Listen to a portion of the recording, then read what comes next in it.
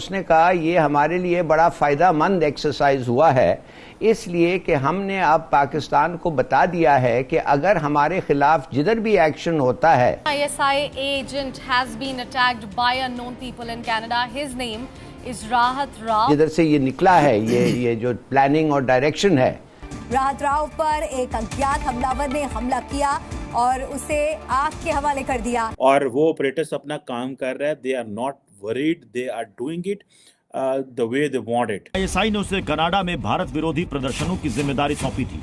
मतलब वो जिनको टारगेट किलिंग के लिए भेजा जाता होगा वो भी तो कोई सोशल वर्क करने तो नहीं निकले होंगे। असद खान, ये सोशल वर्क में भी आ सकती है ये बात। चाहे पाकिस्तान हो, दाऊद इब्राहिम की बात हो, यूके मैनेजर की बात हो, या फिर इस अपना ईरान में इस्माइल हानिया की बात हो, हर जगह पे अननोन पर्सन की या अननोन मैन की बात कहां से आती है। एंड आप कॉन्फिडेंस चेक करें कि चीजें जो खराब हुई कनाडा में और अमेरिका में, इसके बावजूद ये ऑपरेशन। कनाडा में खालिस्तानी आतंकी निज्जर की हत्या के बाद राहत ने ही विरोध प्रदर्शनों का जिम्मा संभाला। यानी अपने लोगों को आप चंद्रयान पे भेज रहे हैं और हमारे लोगों को आप 72 उरों के पास भेज रहे हैं। मतलब ये कौन सा तरीका है भाई? उनके माइंड में ये है कि बंदे को मारना है और मार रहे हैं। पाकिस्तान की एजेंसीज को देखना चाहिए कि आप लोग नंबर 1 कैसे बने फिर रहे हैं भाई। आप लोगों तो कहते हैं हम नंबर 1 एजेंसी है, जिसे हम लोग अक्सर नंबर 1 भी कहते हैं। हमारे बहुत से साथी जर्नलिस्ट जो हैं, अफसार आलम साहब वगैरह, वो भी नंबर 1 ही कहते हैं। तो ये नंबर 1 एजेंसी कर क्या रही है? मटर छील रही है क्या? सो इट मींस कि वो जो इंडियन डीप स्टेट है, they are on the target. वो अपने टारगेट पे लगे हुए हैं कि हमें हिट करना है। नमस्ते दोस्तों, जय हिंद। हिंदुस्तान स्पेशल में आपका स्वागत है। दोस्तों, पाकिस्तान की जासूसी एजेंसी इंटर सर्विसेज इंटेलिजेंस के एक एजेंट को कनाडा में जिंदा जला दिया गया। मामला कनाडा का है। यहां पर ISI एजेंट को आग के हवाले कर दिया गया। मारे गए कथित एजेंट की पहचान राहत राव के रूप में हुई। राहत राव कथित तौर पर कनाडाई पाकिस्तानी समुदाय से ताल्लुक रखता था। सूत्रों के हवाले से बताया गया कि राहत राव का सरी सेंट्रल इलाके में विदेशी मुद्रा का कारोबार था। रिपोर्ट्स के अनुसार यह घटना तब हुई जब एक व्यक्ति राहत के दफ्तर में पैसे के लेन देन के काम के लिए आया था।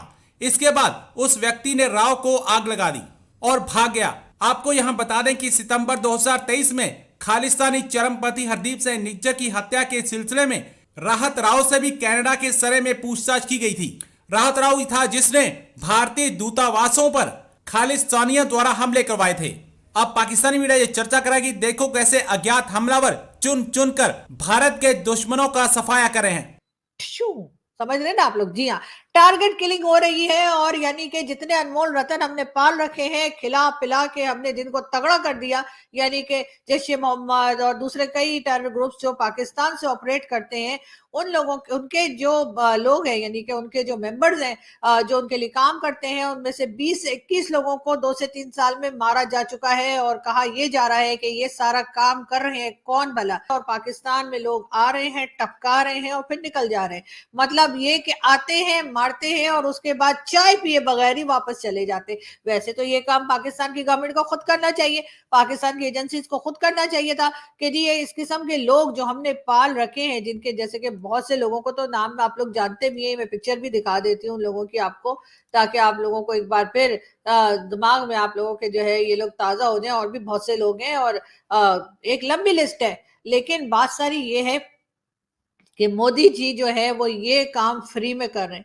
मतलब वो जिनको टारगेट किलिंग के लिए भेजा जाता होगा वो भी तो कोई सोशल वर्क करने तो नहीं निकले होंगे। असद खान, ये सोशल वर्क में भी आ सकती है ये बात। लेकिन ये कि सोशल वर्क तो नहीं कर रहे होंगे ना कोई पेमेंट तो होती होगी ना। चलो अगर वो सोशल वर्क समझ के कर रहे हैं कि जी ये लोग जो है ये टेरर ग्रुप के लोग हैं और इनको मार देना चाहिए, दहशतगर्द हैं, ये टेररिज्म करते हैं, भारत में भी करते हैं और जगह भी करते हैं, दूसरी कंट्रीज में भी करते हैं, तो इनको टपका देना चाहिए। लेकिन फिर भी गोली का, आने जाने का, रहने का, खाने का, कहीं तो ठहरते ही होंगे ना, किसी होटल में, नहीं तो किसी के घर, नहीं तो किसी के किसी गेस्ट हाउस में, या टेंट लगा के, या रोड में भी अगर रह रहे तो खाते पीते तो होंगे ना। इसलिए कि वो जिसको मारना है, हमने तो मूवीज में देखा है ना, बच्चन साहब की मूवीज में और कई मूवीज में आपने देखा होगा कि कितना कितना टाइम लग जाता है, वो निशाने ही लेते रहते हैं और अगला बंदा भाग जाता है।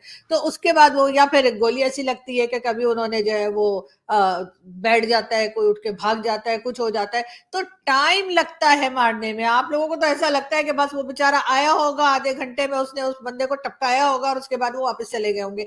ऐसा तो नहीं है। लेकिन अगर आना जाना इतना आसान है हिंदुस्तान पाकिस्तान में कि कोई भी हिंदुस्तान से आएगा, यहाँ पे हमारे अनमोल रतन जिन्हें हमने इतना खिला पिला कर इतनी मेहनत से हमने सिखा पढ़ा के पाला है, उन्हें टपका के निकल जाएगा, तो मेरा ख्याल है कि फिर हमें अपने आप को चेक करना चाहिए, यानी कि पाकिस्तान की एजेंसीज को देखना चाहिए कि आप लोग नंबर 1 कैसे बने फिर रहे हैं भाई। आप लोगों तो कहते हैं हम नंबर 1 एजेंसी है, जिसे हम लोग अक्सर नंबर 1 भी कहते हैं। हमारे बहुत से साथी जर्नलिस्ट जो हैं, अफसार आलम साहब वगैरह, वो भी नंबर 1 ही कहते हैं। तो ये नंबर 1 एजेंसी कर क्या रही है? मटर छील रही है क्या? कि मतलब इंडिया से लोग आते हैं, टपकाते हैं हमारे लोगों को और फिर चले जाते हैं, और उसके बाद गार्डियन वाले उठकर 4 साल बाद 3 साल बाद एक जो है वो आर्टिकल प्रिंट कर देते हैं और कहते हैं कि जी ये सब कुछ पाकिस्तान में भारत की गवर्नमेंट करा रही है। यानी मोदी जी हद हो गई, यानी अपने लोगों को आप चंद्रयान पे भेज रहे हैं और हमारे लोगों को आप 72 ऊरों के पास भेज रहे हैं। मतलब ये कौन सा तरीका है भाई?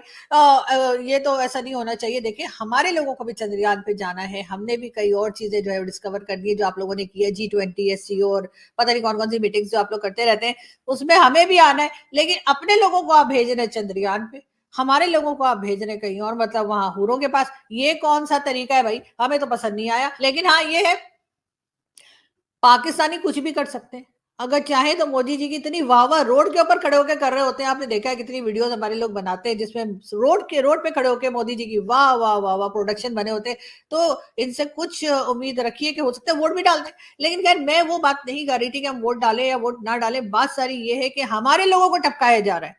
एंड आप कॉन्फिडेंस चेक करें कि चीज़ें जो ख़राब हुई कनाडा में और अमेरिका में, इसके बावजूद the operation in Pakistan is continue. और मैं इस हवाले से I am very much curious to know from the government, हमारे जो इंटीरियर मिनिस्टर हैं या हमारे जो पंजाब एंड सिंध के जो आईजीज हैं, they need to tell to the people of the country that what is this going on. But unfortunately nobody is highlighting this on much on media which should be highlighted in that case. इसको highlight करना चाहिए भाई, कहाँ पे हम खड़े हुए हैं, हम कहाँ पे खड़े हुए हैं, हम क्या करने जा रहे हैं। ये जो ट्रेंड है, ये क्या, इस ट्रेंड को क्या हम समझ रहे हैं? क्या हम उन लोगों के करीब पहुंचे हैं? हम उन लोगों के करीब नहीं पहुंचे? उन लोगों की क्या रेलेवेंस है? वो कहाँ पे मौजूद हैं? ये एक बहुत बड़ा, जैसे मैं कहता हूँ ना, एक सवाल है, जिस सवाल को इन माय अंडरस्टैंडिंग समझने की ज़रूरत है। बट आई विश कि हम लोग जो है वो उसको कर सके। लेकिन मेरा नहीं ख्याल कि हमारे लोग इसको इस तरह रिस्पॉन्ड करेंगे। हमारे लोग इसको किसी और तरीके से रिस्पॉन्ड करेंगे, and that could be definitely tit for tat भी हो सकता है। वो टिट फॉर टैट, नॉर्मली जो डीप स्टेट्स होती हैं वो और तरीके से ऑपरेट करती हैं। अब हमारे यहाँ पे क्योंकि ये कश्मीर के रिलेटेड लोग हैं, तो इनकी जारी बात है, एक सिग्निफिकेंस है। एक वो जो इन ग्रुप था, वो इन ग्रुप जो उस वक़्त में, क्योंकि अब तो there is no group which is being sponsored by Pakistan. माजी में हालात ऐसे थे, चीज़ें चल रही थी उस वक़्त, खित्ते का एनवायरनमेंट इस तरह था, but now obviously things have moved on.